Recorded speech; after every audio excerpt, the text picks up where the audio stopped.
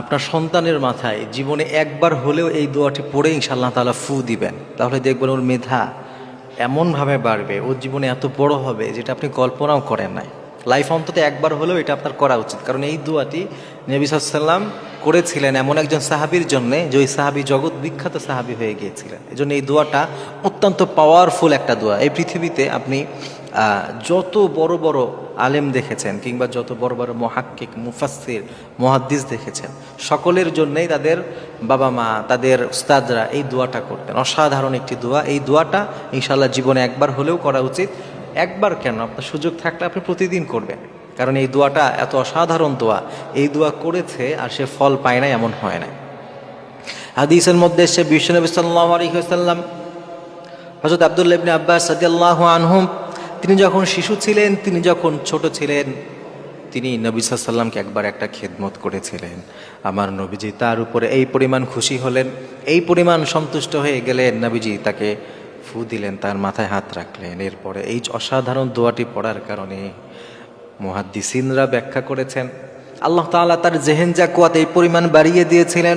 আল্লাহ তাআলা তাকে এমনভাবে বিশ্বনবীর এই দোয়ার কারণে কবুল করেছিলেন, তার মতো মুফাসসির এই পৃথিবীতে আজ পর্যন্ত তৈরি হয় না।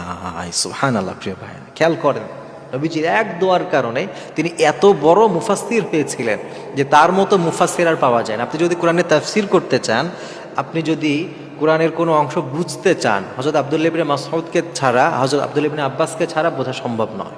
তার কাছে হয়েই আপনাকে বুঝতে হবে।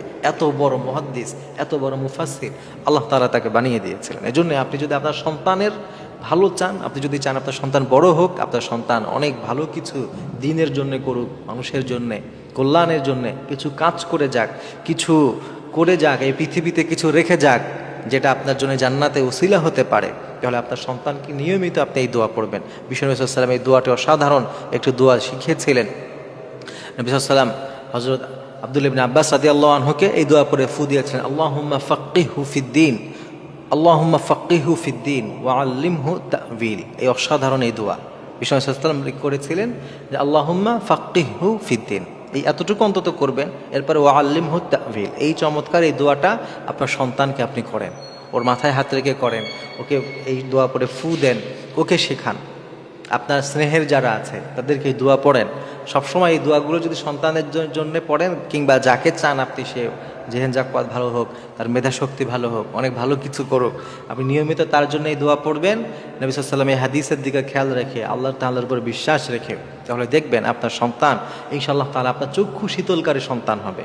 ও জীবনে এমন কিছু করবে যেটা আপনি কল্পনাও করেন নাই। গোটা পৃথিবীর জন্যে সে এক উদাহরণ হয়ে থাকবে যদি আপনি তার জন্যে এই দোয়াটা করতে পারেন।